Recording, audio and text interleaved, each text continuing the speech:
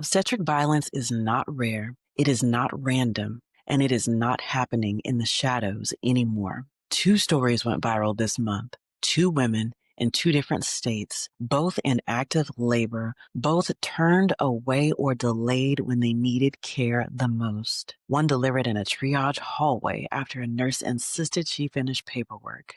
The other delivered on the side of the road because a hospital sent her home even though she was minutes away from giving birth. These stories are not one-offs, they are warnings. So in today's episode, I'm breaking down what obstetric violence is, what it looks like in real life, why it happens disproportionately to Black women, the reason home birth is not the answer, and most importantly, what you can do to protect yourself if you ever face something like this.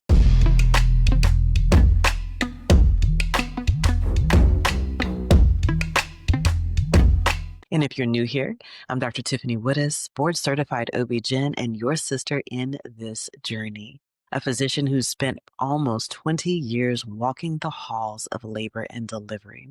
And make sure you hit that subscribe button so that you never miss an episode designed to protect you, empower you, and help you walk into birth with confidence. Let's start with the two stories that brought this conversation back to the surface. This mama showed up in active labor. She was hurting. She was contracting. She needed care immediately. But instead of being taken back for evaluation, the triage nurse insisted she finish paperwork first. Her treatment was delayed. She delivered less than 15 minutes later in a traumatic setting because her care was not prioritized. This is obstetric violence. This mama came to the hospital in labor, but instead of being assessed properly, she was told she wasn't progressing and was discharged. She and her husband got in the car, drove toward another hospital, and ended up delivering on the side of the road within minutes. In both cases, the mothers knew something was wrong. In both cases, they were dismissed. This is obstetric violence. Obstetric violence is any action or failure to act during pregnancy, labor, or birth that harms a patient physically, emotionally, or psychologically. It includes things like delayed care when someone is in pain or distress, ignoring a patient's symptoms, disrespectful, abusive, or shaming language, performing exams or procedures without consent, refusing to assess someone who is clearly unwell, unsafe discharge, denying someone pain relief, dismissing someone's concerns, using fears or threats to control a patient's choices. Obstetric violence is not always loud. A lot of times it sounds like, "You're fine. It's not that bad. You're overreacting. Why don't you go home and rest, sweetie? It's too early for you to be in labor," or "We don't have time for that." When a mama says something feels wrong and she is met with dismissal, this is violence. Sadly, it's common and it hits Black women the hardest. The CDC reveals that 1 in 5 women reports being mistreated during maternity care. This is things like having their concerns ignored, being yelled at, being scolded, not getting the help when they asked, being refused a room change, being denied medication for pain, not receiving clear explanations. For Black women, the number is even higher. Black women are more than twice as likely to report discrimination, not being listened to, and having their pain minimized. This is not a patient problem. This is a system problem. These are the worst mistakes Black women can make when choosing an OBGYN, assuming they'll automatically prioritize your safety, ignoring the signs when they dismiss your concerns, and not having a plan to advocate for yourself. Sis, I've been there, and that's why I'm so glad I found the Mocha Maternity Survival Guide, Choosing the Right OBGYN. This guide gave me everything I needed to avoid those mistakes, from conversation starters to tools for assessing their care. It's the ultimate roadmap to make sure you're seen, heard, and protected. Don't take chances with your health. Get your copy today and make the choice that could change everything Obstetric violence happens because racism is baked into the structure of maternal care in the United States. Bias, implicit or explicit, leads to delayed treatment, disbelief, undertreated pain, minimized symptoms, unsafe discharges, and less monitoring. When the system underestimates your pain, your fear, your symptoms, outcomes get worse. This is why Black women, even when we're healthy, even when we're educated, still face higher risks. And this is why we must talk about obstetric violence openly. Now, let me say something that might rub some folks the wrong way, but it needs to be said plainly. Home birth is not the answer. Fixing medical racism is. And I want to be very clear about why. People love to point to other countries and say, well, they have great outcomes with home birth. Why don't we? But here's the truth, backed by what ACOG and international comparisons make painfully clear. The United States does not have the same maternity care system as other countries. And countries like the Netherlands, the UK, Sweden's, the one that people reference, home births work because midwives are fully integrated into the hospital system. Care is coordinated across settings. Emergency transfers are planned, seamless, and fast. And maternity care is unified, funded, and standardized. But here in the United States, we have a fragmented system and unequal access. We have no national midwifery integration, huge variation in midwife training, inconsistent EMS response, uneven distance to hospitals, and racial disparities baked into every level of care. Planned home birth in the U.S. carries higher risk, especially for first-time moms and Black moms, not because home birth itself is dangerous everywhere, but because our system is not designed to make it safe. Your safety should never depend on traffic, weather, or how close the nearest hospital is when minutes matter. The answer is not to leave the hospital. The answer is to demand hospitals become safe for us. All right, let's talk about what to do if you ever find yourself in a situation where your care is delayed, dismissed, or denied. And I want to be crystal clear. It is not your job to fix a system that failed you. But when you are in that moment, scared, hurting, or unheard, you need tools to protect you in real time. Think about it. How many hands helped raise you? How many voices spoke life over you? How many arms held you close? Black family is deep, and at Melanin Maternity, we celebrate every single part of it. We're not just a shop for mamas. We're a love letter to the entire village. From keepsake birth announcements that honor your newest blessing, to new dad gifts, to presents for the grandma who still prays over you, we have gifts that tell your family's story. Looking for holiday gear that actually represents us? We got that too. Because whether you're the one having the baby or the one making sure the baby always has love, you deserve to be celebrated. Shop Melanin Maternity on Etsy today by visiting melaninmaternity.etsy.com, because our families, our stories, and our legacies deserve the spotlight. It starts with choosing the right OB. Choosing your OB provider is the single most important decision you can make. It shapes your whole pregnancy, your safety, your birth, your outcome. Ask things like, how do you handle emergencies? What is your philosophy on shared decision making? How do you protect patient autonomy?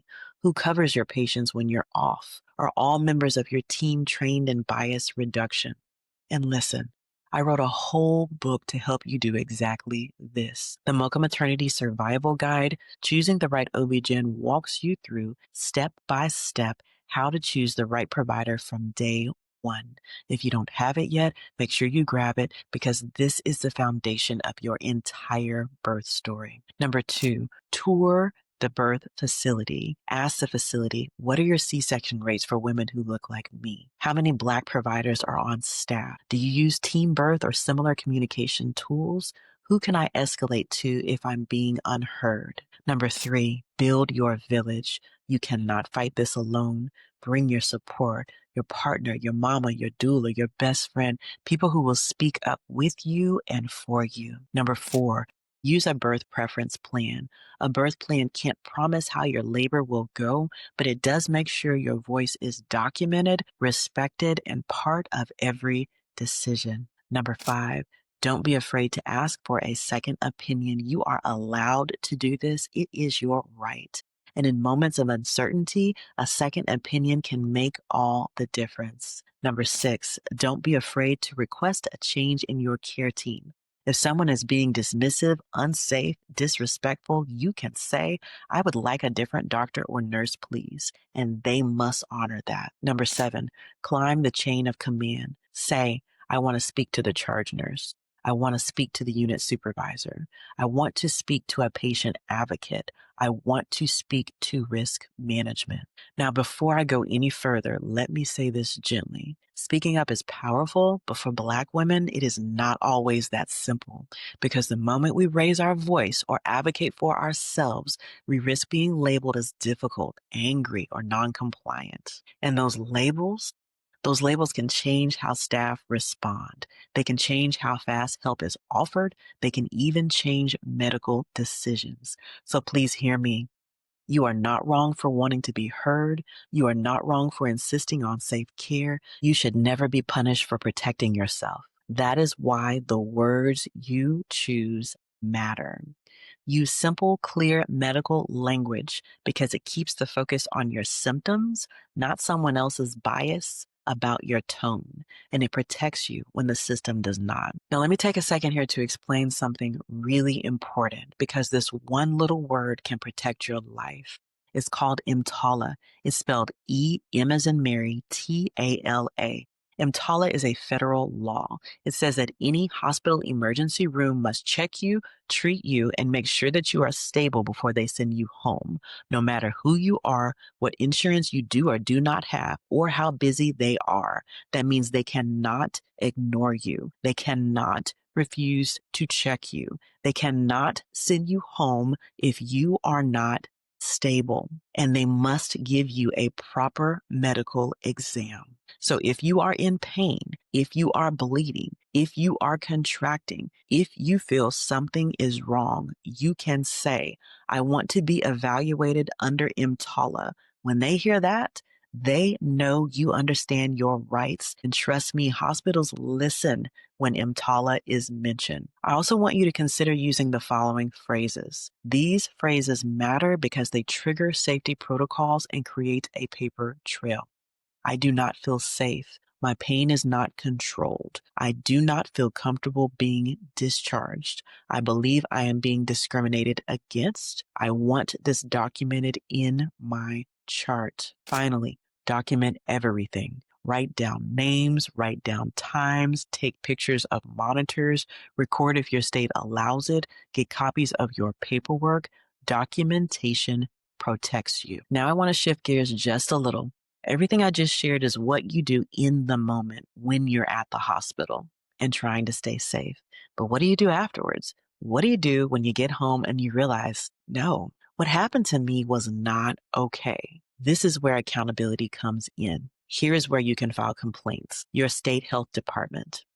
They can investigate the hospital. Your state medical board or nursing board. They can handle complaints about doctors and nurses. The Joint Commission. This group grades hospitals on safety. And let me tell you, when the Joint Commission calls, hospitals listen. CMS, or the Centers for Medicaid and Medicare, they oversee patient safety in hospitals that accept Medicare and Medicaid. You are not being dramatic. You are not making trouble. You are telling your truth, and your truth can protect the next mama who walks through those doors. So here's what I want you to take from this. Obstetric violence is real, but it does not have to be your story. You deserve safety. You deserve respect. You deserve to be heard the first time. And if you want a village to walk you through this, come and join me inside Melanin Maternity, because your 15-minute prenatal appointment is not enough. There is a whole community waiting for you at melaninmaternity.com. I'm Dr. Tiffany Woodus. Thank you for letting me walk this journey with you. Stay informed, stay empowered, and keep your faith strong. Want to go deeper? The conversation doesn't have to stop here. Join Melanin Maternity, our digital Black birth community, where you'll get expert guidance, real support, and a sisterhood that sees you. From live Q&As with birth experts to empowering discussions with other Black mamas, we've got you covered. Click the link in the description and step into the community you deserve.